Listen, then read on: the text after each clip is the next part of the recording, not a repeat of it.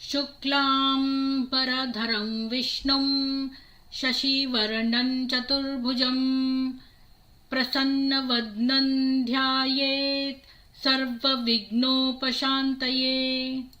ॐ श्रीकृष्ण परब्रह्मणे नमः। ध्यानश्लोकाः। पार्थाय प्रतिबोधितां भगवता नारायणेन स्वयं व्यासेन ग्रथितां पुराणमुनिना मध्ये महाभारतम् अद्वैतामृतवर्षिणीं भगवतीम् अष्टादशाध्यायिनीम् अम्ब त्वामनुसन्दधामि भगवद्गीते भवद्वेषिणीम्। ॐ श्रीकृष्ण परब्रह्मणे नमः। ॐ कृष्णाय नमः। ॐ कृष्णाय नमः। ॐ कृष्णाय नमः। ॐ कृष्णाय नमः। ॐ कृष्णाय नमः। ॐ कृष्णाय नमः। ॐ कृष्णाय नमः। ॐ कृष्णाय नमः। ॐ कृष्णाय नमः। ॐ कृष्णाय नमः। ॐ कृष्णाय नमः।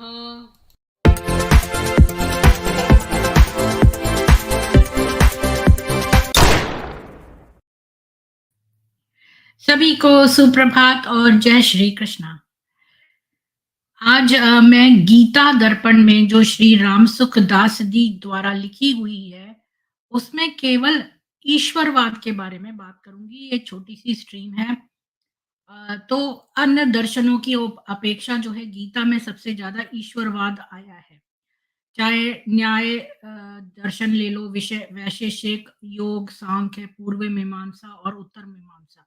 ये छह दर्शन जो है वो केवल जीवन कल्याण के लिए हैं, परंतु इनमें ईश्वर का वर्णन मुख्यता से नहीं हुआ है। इनमें से न्याय दर्शन में जो कुछ होता है वह सब ईश्वर की ही इच्छा से होता है। इस तरह ईश्वर का आदर किया गया है। पर मुक्ति में वह ईश्वर की आवश्यकता को नहीं मानता। वह 21 प्रकार के दुखों के ध्वंस को ही मुक्ति बताता है। अब लेते हैं वैशेषिक दर्शन को, तो उसमें भी जीव के कल्याण के लिए ईश्वर की आवश्यकता को न बताकर आध्यात्मिक, आधिदैविक और आधिभौतिक इन तीन तापों का नाश बताया है।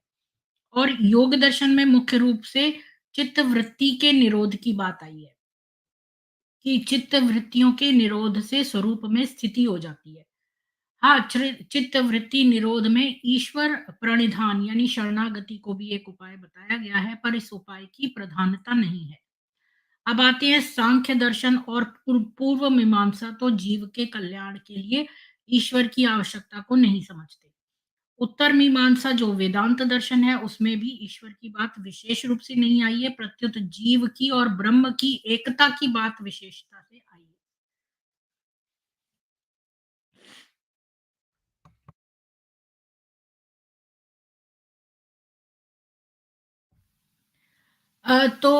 वैष्णवाचार्यों ने भी ईश्वर विशेषता तो बताई है, पर जैसे गीता ने बताई है वैसी किसी और दर्शन में नहीं मिलेगी आपको। तो गीता में ईश्वर भक्ति जो है वो मुख्य रूप से आई है। और अर्जुन तब जब तक भगवान के शरण नहीं हुए तब तक भगवान ने उपदेश नहीं दिया। जब अर्जुन ने भगवान के शरण होकर अपने कल्याण की बात पूछी, तब भगवान ने गीता का उपदेश आरंभ किया। और उपदेश के अंत में भगवान ने मामेकम शरणम व्रज, ये 18th का 66 वाला श्लोक है, कहकर अपनी शरणागति को अत्यंत गोपनीय और श्रेष्ठ बताया है। और अर्जुन ने भी करिष्ये वचनम तव 18वें का 73rd श्लोक कहकर पूर्ण शरणागति को स्वीकार किया है। तो गीता में कर्म योग में भी ईश्वर की आज्ञा जो है वो ईश्वर की मुख्यता आई है। जैसे कि जो दूसरे चैप्टर का 47th श्लोक है, वो कहता है कर्मण्यवाधिकारस्ते माँ फलेषु कदाचन। फिर जो है सेकंड चैप्टर का 48th वाला कहता है योगस्थः कुरु कर्माणि। या फिर 3rd चैप्टर का 8th कहता है नित्यतम कुरु कर्म त्वम, या फिर 4th चैप्टर का 15th कहता है कुरु कर्मेव तस्मात् त्वम, इत्यादि। तो ऐसे ही गीतोक्त ज्ञान योग में भी ईश्वर की अभ्यभिचारिणी भक्ति को ज्ञान प्राप्ति का साधन बताया गया है। चाहे 13वें का 10वां देख लो या 14वें का 26वां। तो गीता का अगर आप मूल पाठ का अध्ययन करेंगे तभी आपको पता चलेगा कि जीव के कल्याण के लिए ईश्वर की अत्यधिक आवश्यकता है। तो एक पीपीटी मैं आपके साथ शेयर करती हूँ। आज हम 6-7 प्रश्नों के उत्तर देंगे।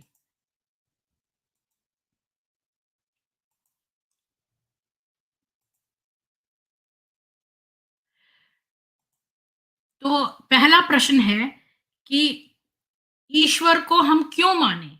स्पेशली ये जो एक्स मुस्लिम्स हैं, एथिस्ट वगैरह हैं लोग, तो ये लोग हमेशा ये बात बोलते हैं कि हम ईश्वर को क्यों मानें?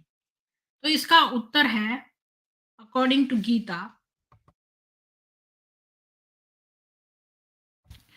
कि ईश्वर हैं इसलिए हम मानें। क्योंकि जो चीज़ एग्ज़िस्ट करती है, हमें उसको मानना चाहिए इसलिए हम मानें। अब दूसरा क्वेश्चन है कि ईश्वर है या नहीं इसका क्या पता? अच्छा, ये स्ट्रीम आपको दिखाई दे रही है क्या? मतलब मैंने पावर पॉइंट देखा नहीं, चेक नहीं किया कि मैंने ये, हाँ, दिख रही है, ठीक है। तो दूसरा क्वेश्चन है कि ईश्वर है या नहीं इसका क्या पता? तो इसका उत्तर है कि संसार में जो वस्तु दिखती है, उसका कोई न कोई निर्माणकर्ता होता है। क्योंकि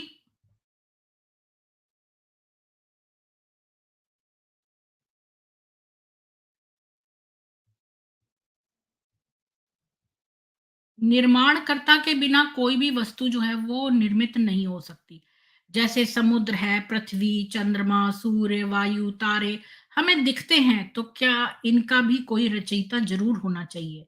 इनका रचयिता हम लोगों की तरह कोई सामान्य मनुष्य नहीं हो सकता जो इनको बना सके। इनका निर्माता, रचयिता, सर्वसमर्थ ईश्वर ही हो सकता है। और दूसरी बात है कि समुद्र अपनी मर्यादा में रहता है, क्योंकि अगर नहीं हो ऐसा तो सब तरफ पानी-पानी हो जाए। और चंद्र, सूर्य जो हैं वो भी नियमित समय पर उदित और अस्त होते हैं। तो इनका नियमन, संचालन करने वाला कोई तो होना चाहिए। तो इसका जो है नियामक सर्वसमर्थ ईश्वर ही हो सकता है। ये है इसका आंसर। तीसरा क्वेश्चन है कि अगर समुद्र, पृथ्वी, चंद्र आदि की रचना और नियमन तो प्रकृति करती है, सब कुछ प्रकृति से ही होता है, अतः ईश्वर ही रचयिता और नियामक को क्यों माने? क्योंकि ये तो प्रकृति हैं। तो इसका उत्तर है कि हम आपसे पूछते हैं कि प्रकृति जड़ है या चेतन? यानी उसमें जान है या नहीं? अगर आप प्रकृति को जान वाली मानते हैं, तो हम उसी को ईश्वर कहते हैं। हमारे शास्त्रों में ईश्वर रूप से शक्ति का भी वर्णन है। अतः आपकी और हमारी मान्यता में शब्द मात्र का ही भेद हुआ है, तत्व में कोई भेद नहीं हुआ। अगर आप मानते हैं कि प्रकृति जड़ है, तो जड़ प्रकृति द्वारा ज्ञानपूर्वक क्रिया नहीं हो सकती। प्राणियों की रचना करना, उनके शुभाशुभ कर्मों का फल देना आदि क्रियाएं जड़ प्रकृति के द्वारा नहीं हो सकती, क्योंकि ज्ञानपूर्वक क्रिया के बिना संसार के जीवों की व्यवस्था नहीं हो सकती। तो जड़ प्रकृति में परिवर्तन जरूर होता है, पर उसमें ज्ञानपूर्वक क्रिया करने की शक्ति नहीं है, इसलिए ईश्वर है ऐसा आपको मानना ही पड़ेगा।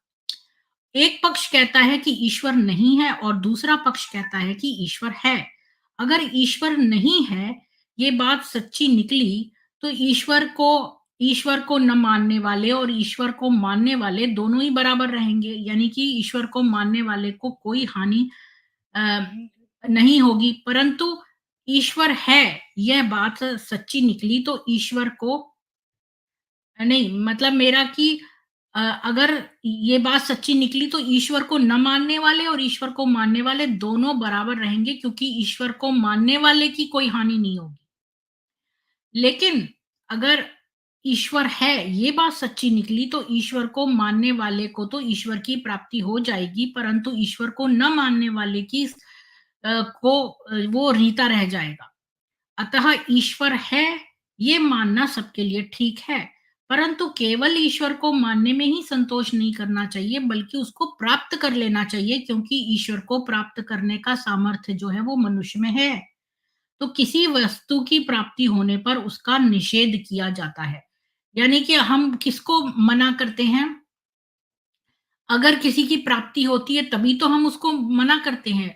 प्राप्तौ सत्याम निषेधः। ये कोई नहीं कहता कि घोड़ी का अंडा नहीं होता। ऐसा आपने कभी सुना है कि कोई कह रहा है कि घोड़ी का अंडा नहीं होता? क्योंकि जो होता ही नहीं उसका तो निषेध करना बनता ही नहीं। क्योंकि ये तो वैसे ही पॉसिबल नहीं है, तो कोई ये क्यों कहेगा कि घोड़ी का अंडा नहीं होता? क्योंकि ये तो ऑब्वियस सी बात है कि घोड़ी का अंडा नहीं होता। तो ऐसे ही अगर ईश्वर है ही नहीं तो फिर ईश्वर नहीं है ये कहना तो बनेगा ही नहीं। तो ईश्वर है तभी तो लोग कहते हैं कि ईश्वर नहीं है। ऐसा कहना तभी बनता है जब ईश्वर हो। इसलिए ईश्वर नहीं है ऐसा कहने से ईश्वर सिद्ध होता है। एक तीसरी बात है कि जो मनुष्य अंग्रेजी भाषा को मानता है वह उसके सीखने का अभ्यास करेगा, पढ़ाई करेगा तो उसको अंग्रेजी भाषा आ जाएगी। परंतु जो मनुष्य अंग्रेजी भाषा को मानता ही नहीं वह उसको सीखने का अभ्यास भी क्यों करेगा? जैसे किसी का अंग्रेजी भाषा में तार आया तो अंग्रेजी भाषा के जानकार व्यक्ति ने उस तार को पढ़ा तो अमुक व्यक्ति ज्यादा बीमार है। वहां जाकर देखा तो बात सच्ची निकली कि आदमी ज्यादा बीमार था। इसलिए मानना पड़ेगा कि अंग्रेजी भाषा है तभी तो तार में जो बात लिखी थी वो सच्ची निकली। ऐसे ही जो ईश्वर की प्राप्ति में सच्चे हृदय से लगे हुए हैं, उनमें सामान्य मनुष्यों से विशेषता दिखती है। उनके संग से, भाषण से शांति मिलती है। केवल मनुष्यों को नहीं बल्कि पशु पक्षी आदि को भी उनसे शांति मिलती है। जिनको ईश्वर प्राप्ति हो गई है उनमें बहुत ज्यादा विलक्षणता आ जाती है, जो कि सामान्य किसी व्यक्ति में आपको नहीं मिलेगी। अगर ईश्वर नहीं है तो उनमें ये विलक्षणता कहाँ से आई? इसलिए मानना पड़ेगा कि ईश्वर है। अब मनुष्य मात्र अपने में एक कमी का, अपूर्णता का अनुभव करता है। अगर इस अपूर्णता की पूर्ति की कोई चीज नहीं होती तो मनुष्य को अपूर्णता का अनुभव होता ही नहीं। जैसे मनुष्य को भूख लगती है तो सिद्ध होता है कि कोई खाद्य वस्तु है। अगर खाद्य वस्तु नहीं होती तो मनुष्य को भूख लगती ही नहीं। प्यास लगती है तो इससे सिद्ध होता है कि कोई पेय वस्तु है। अगर पेय वस्तु नहीं होती तो मनुष्य को प्यास लगती ही नहीं। ऐसे ही मनुष्य को अपूर्णता का अनुभव होता है तो इससे सिद्ध होता है कि कोई पूर्ण तत्व है। अगर पूर्ण तत्व नहीं होता तो मनुष्य को अपूर्णता का अनुभव होता ही नहीं। तो उस पूर्ण तत्व को ही ईश्वर कहते हैं। जो वस्तु होती है उसी को प्राप्त करने की इच्छा होती है, जो वस्तु नहीं होती उसको प्राप्त करने की इच्छा होती ही नहीं। जैसे किसी के मन में ये इच्छा नहीं होती कि मैं आकाश के फल खाऊं, आकाश के फल फूल सूंघूं, क्योंकि आकाश में फल फूल लगते ही नहीं है। मनुष्य मात्र में ये इच्छा रहती है कि मैं सदा जीता रहूं, कभी मरूं नहीं, सब कुछ जान लूं, कभी अज्ञानी न रहूं, और सदा सुखी रहूं, कभी दुखी न हूं। मैं सदा जीता रहूं ये सत्य की इच्छा है। मैं सब कुछ जान लूं ये चित्त की इच्छा है। मैं सदा मैं सदा जो हूँ वो सुखी रहूं ये आनंद की इच्छा है। तो इससे सिद्ध हुआ कि ऐसा कोई सच्चिदानंद स्वरूप तत्व है जिसको प्राप्त करने की इच्छा मनुष्य में है, और इसी तत्व को ईश्वर कहते हैं। कोई भी मनुष्य अपने में से किसी को बड़ा मानता है तो उसके वास्तव में ईश्वरवाद को स्वीकार कर लिया, क्योंकि बड़प्पन की परंपरा जहां समाप्त होती है वही ईश्वर है। पूर्वेशामपि गुरुः कालेना न वच्छेदात, पतंजलि योग दर्शन का 1.26 कहता है। यानी कोई व्यक्ति होता है तो उसका पिता होता है और उसका पिता का भी कोई पिता होता है। ये परंपरा जहां समाप्त होती है उसी का नाम ईश्वर है। पितासी लोकस्य चराचरस्य 11.43।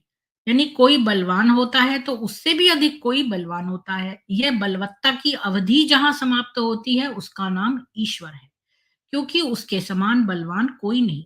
कोई विद्वान होता है तो उससे भी अधिक कोई विद्वान होता है। यह विद्वता की अवधि जहाँ समाप्त होती है उसका नाम ईश्वर है, क्योंकि उसके समान विद्वान कोई नहीं। गुरूर गरियान 11.43। तात्पर्य ये है कि बल, बुद्धि, विद्या, योग्यता, ऐश्वर्य, शोभा आदि गुणों की अवधि जहाँ समाप्त होती है वहीं ईश्वर है, क्योंकि उसके समान कोई नहीं है। न त्वत समो अस्त्यभ्यधिकः कुंतो अन्यः 11.43 कहता है। तो वास्तव में ईश्वर मानने का ही विषय है, विचार का विषय नहीं है। विचार का विषय वही होता है जिसमें जिज्ञासा होती है, और जिज्ञासा उसी में होती है जिसके विषय में हम कुछ जानते हैं और कुछ नहीं जानते। परंतु जिसके विषय में हम कुछ भी नहीं जानते, उसके विषय में जिज्ञासा नहीं होती, उस पर विचार नहीं होता। उसको तो हम माने या न माने, हम इसमें हम स्वतंत्र हैं। जैसे जगत हमारे देखने में आता है, पर जगत तत्व से क्या है, इसको हम नहीं जानते। अतः जगत विचार का विषय है। ऐसे ही जीवात्मा स्थावर जंगम रूप से शरीरधारी दिखता है, पर जीवात्मा तत्व से क्या है, इसको हम नहीं जानते। अतः जीवात्मा विचार का विषय है। परंतु ईश्वर के विषय में हम कुछ भी नहीं जानते, अतः ईश्वर विचार का यानी तर्क का विषय नहीं है, प्रत्युत मानने का यानी श्रद्धा का विषय है। शास्त्रों से और ईश्वर को प्राप्त हुए, ईश्वर का साक्षात्कार किए हुए संत महापुरुषों से सुनकर ही ईश्वर को माना जाता है। शास्त्र और संत ये भी मानने के विषय हैं। जैसे वेद पुराण आदि को हिंदू मानते हैं पर मुसलमान नहीं मानते, ऐसे ही संत महापुरुषों को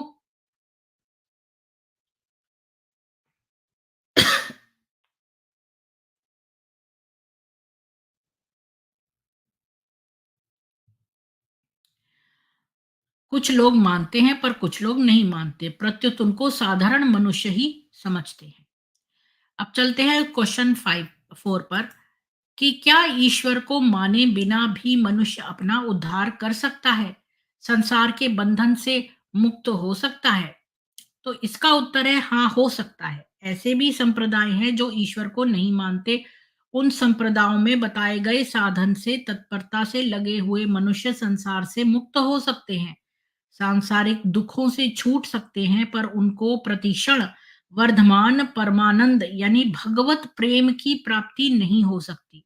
हाँ, अगर उनमें ईश्वर के साथ विरोध, द्वेष और अपने मत का आग्रह न हो तो उनको भगवत प्रेम की प्राप्ति भी हो सकती है, चाहे वे ईश्वर को माने या न माने। तात्पर्य है जिसका अपने सिद्धांत में प्रेम है पर दूसरे के सिद्धांत से द्वेष न करके तटस्थ रहता है, उसको मुक्त होने के बाद भगवान की उनके प्रेम की प्राप्ति हो सकती है। भगवान में इस बात की संभावना ही नहीं कि मनुष्य उनको माने तभी वे मिले, अन्यथा नहीं मिले। तो वास्तव में उत्पत्ति विनाशशील पदार्थों का आकर्षण ही मुक्ति में मुख्य बाधक है। अगर मनुष्य उत्पत्ति विनाशशील पदार्थों से सर्वथा असंग यानी कि राग रहित हो जाए तो वह मुक्त हो जाएगा, अर्थात उसकी परतंत्रता मिट जाएगी। अब क्वेश्चन नंबर 5 पे चलते हैं कि गीता में ईश्वर का कितने रूपों में वर्णन है? तो इसका उत्तर है कि गीता में ईश्वर का 3 रूपों में वर्णन हुआ है। पहला है सगुण साकार, दूसरा है सगुण निराकार और तीसरा है निर्गुण निराकार।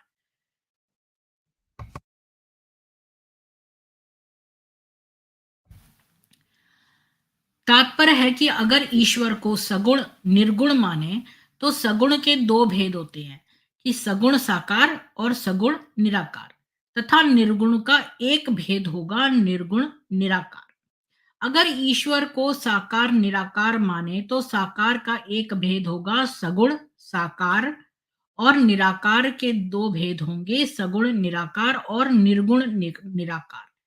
तो गीता में 7वें अध्याय के 29वें और 30वें श्लोकों में, 8वें अध्याय के 8वें श्लोक से 16वें श्लोक तक और 11वें अध्याय के 18वें श्लोक में ईश्वर के सगुण साकार, सगुण निराकार और निर्गुण निराकार इन तीनों रूपों का वर्णन हुआ है। अब अगले क्वेश्चन पे चलते हैं। क्वेश्चन 6 कि कुछ लोग ईश्वर को मायामय मानते हैं, वे ऐसा मानते हैं कि माया से रहित एक निर्गुण निराकार ब्रह्म ही है। ईश्वर तो माया से मुक्त है। ऐसा मानना कहाँ तक उचित है? तो उत्तर ये है कि गीता ऐसा नहीं मानती। गीता ईश्वर को माया का अधिपति मानती है। माया ईश्वर के वश में रहती है। भगवान ने कहा है कि मैं अपनी प्रकृति को वश में करके अपनी योग माया से प्रकट होता हूँ। तात्पर्य है कि जो जीव माया में पड़े हुए हैं, उनको शिक्षा देने के लिए ईश्वर माया को स्वीकार करके अपनी इच्छा से अवतार लेता है। 4.6 में दिया है। जैसे कोई अंग्रेज हिंदी नहीं जानता, तो अंग्रेजी एवं हिंदी दोनों भाषाएं जानने वाला व्यक्ति उसको हिंदी में लिखी बात अंग्रेजी में समझाता है। अतः वह समझाने वाला व्यक्ति अंग्रेजी के अधीन यानी आश्रित नहीं हुआ, क्योंकि वह दूसरों को समझाने के लिए अंग्रेजी को काम में लेता है। अपने लिए उसको अंग्रेजी की कोई जरूरत नहीं है। ऐसे ही माया में पड़े हुए जीवों को शिक्षा देने के लिए ईश्वर प्रकृति को वश में करके अवतार लेता है, जीवों के सामने आता है। ईश्वर माया का अधिपति है यानी मालिक है। ये बात गीता ने स्पष्ट रूप से बार-बार कही है, जैसे 4.6 में कहा है कि ईश्वर जीवों का मालिक होते हुए ही अवतार लेता है। या फिर 4.13 में कहा है कि ईश्वर गुणों और कर्मों के अनुसार 4 वर्णों की रचना करता है। या फिर कहा है जो मनुष्य सकाम भाव से देवताओं की उपासना करते हैं, उनको फल देने की व्यवस्था ईश्वर ही करता है। 7.22 में कहा है। और 9.7 और 8 में कहा है कि महाप्रलय में संपूर्ण जीव प्रकृति में लीन होते हैं और फिर महासर्ग के आदि में ईश्वर उनकी रचना करता है। तो सब योनियों में जितने शरीर पैदा होते हैं, उनमें प्रकृति माँ की तरह है और ईश्वर पिता की तरह।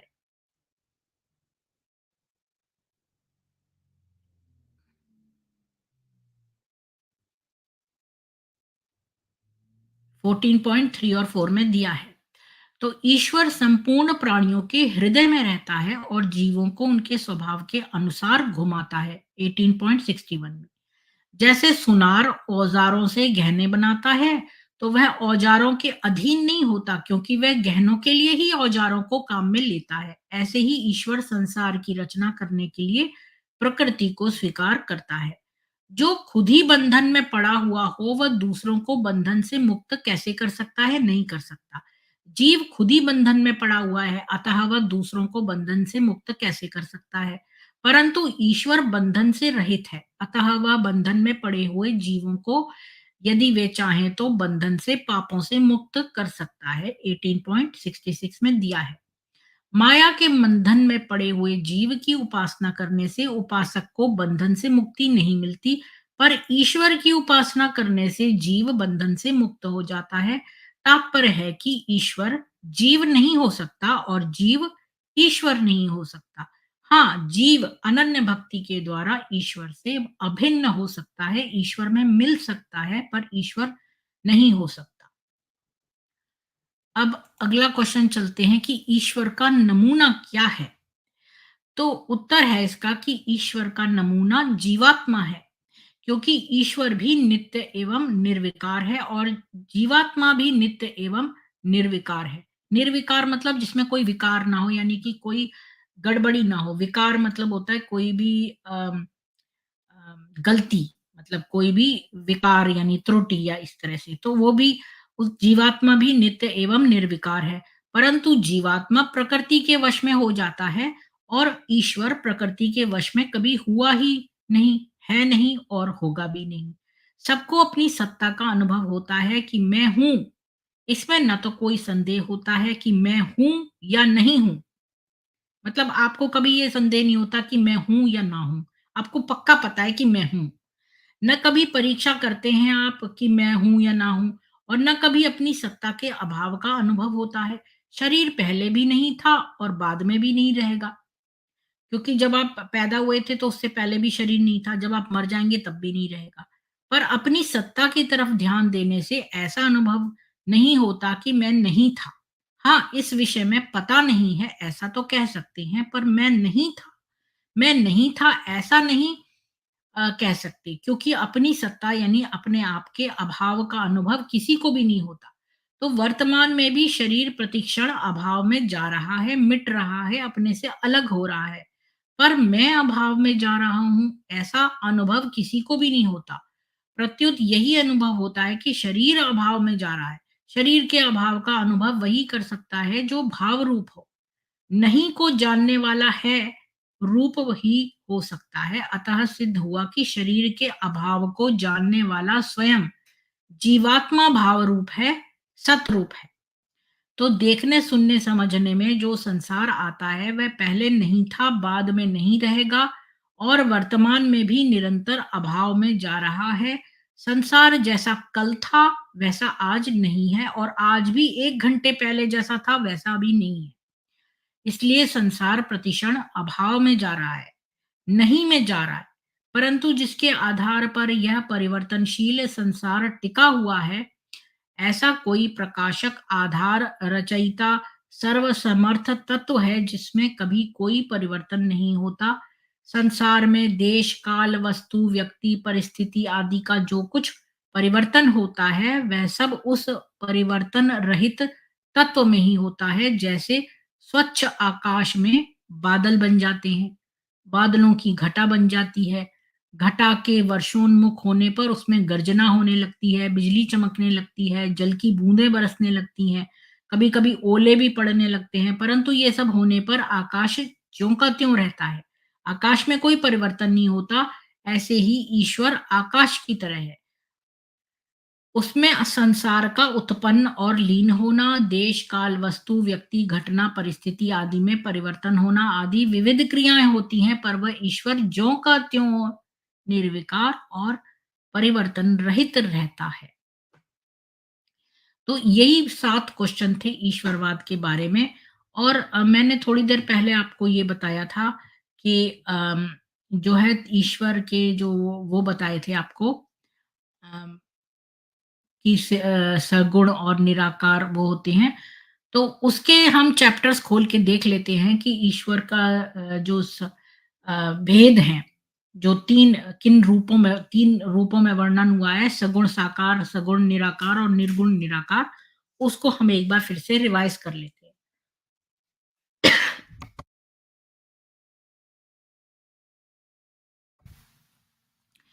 तो आज आज यही थे 7 क्वेश्चन इसके।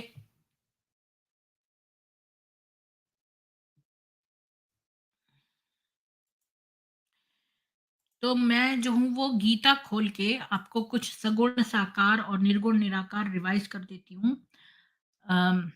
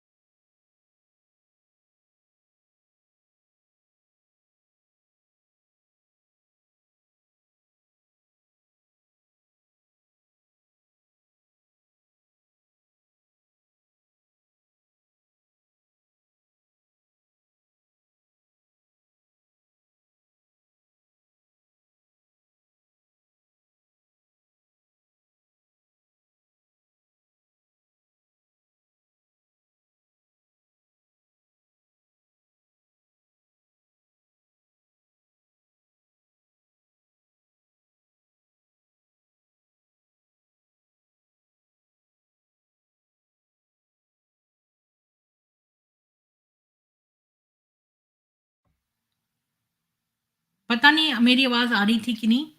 जरा मरण मोक्षाय मामाश्रित्य यतन्ति ये, ते ब्रह्म दूह कृत्स्नम् अध्यात्ममं कर्म चाखिलम्। जरा मरण मोक्षाय मतलब वृद्धावस्था और मृत्यु से मुक्ति पाने के लिए, ये मतलब जो मनुष्य माम मतलब मेरा, आश्रित्य मतलब आश्रय लेकर, यतन्ति मतलब प्रयत्न करते हैं, ते मतलब वे, तत् मतलब उस, ब्रह्म मतलब ब्रह्म को, कृत्सनम मतलब संपूर्ण, अध्यात्मम मतलब अध्यात्म को, च मतलब और, अखिलम मतलब संपूर्ण, कर्म मतलब कर्म को, विदुह मतलब जान जाते हैं। तो अम, यहाँ जरा वृद्धावस्था और मरण से मुक्ति पाने का तात्पर्य यह नहीं है कि ब्रह्म, अध्यात्म और कर्म का ज्ञान होने पर वृद्धावस्था नहीं होगी, शरीर की मृत्यु नहीं होगी। इसका तात्पर्य है कि बोध होने के बाद शरीर में आने वाली वृद्धावस्था और मृत्यु तो आएगी ही, पर ये दोनों अवस्थाएं उसको दुखी नहीं कर सकेंगी। जैसे कोई युवा पुरुष है तो उसकी अभी वृद्धावस्था है और ना मृत्यु है, अतः वह जरा मरण से अभी मुक्त है, परंतु वास्तव में वह जरा मरण से मुक्त नहीं है, क्योंकि जरा मरण के कारण शरीर के साथ जब तक संबंध है तब तक जरा मरण से रहित होते हुए भी वह इनसे मुक्त नहीं है। परंतु जो जीवन मुक्त महापुरुष है, मेरे ख्याल में ये वाला नहीं, बल्कि इसका नेक्स्ट वाला जो है वो हम करते हैं। इसका मतलब तो यही है, वृद्धावस्था और मृत्यु से मुक्ति पाने के लिए जो मनुष्य मेरा आश्रय लेकर प्रयत्न करते हैं, वे उस ब्रह्म को, संपूर्ण अध्यात्म को और संपूर्ण कर्म को जान जाते हैं। पर मेरे ख्याल में जो 30th वाला है ना, वो बताएगा आपको कि भगवान के रूपों के बारे में। ये वाला, साधिभूताधिदैवं मां साधियज्ञं च ये विदुः प्रयाण कालेऽपि च मां ते विदुर्युक्तचेतसः। तो ये मतलब जो मनुष्य साधिभूतादि देवम का अर्थ है अधिभूत तथा अधिदेव के सहित, च मतलब और, साधि यज्ञम मतलब अधियज्ञ के सहित, माम मतलब मुझे, विदुह मतलब जानते हैं, ते मतलब वे, युक्त चेतसः का अर्थ है मुझ में लगे हुए चित्त वाले मनुष्य, प्रयाण काले मतलब अंतकाल में, अपि मतलब भी, माम मतलब मतलब जानते हैं अर्थात प्राप्त होते हैं। तो पूर्व श्लोक में निर्गुण निराकार को जानने का वर्णन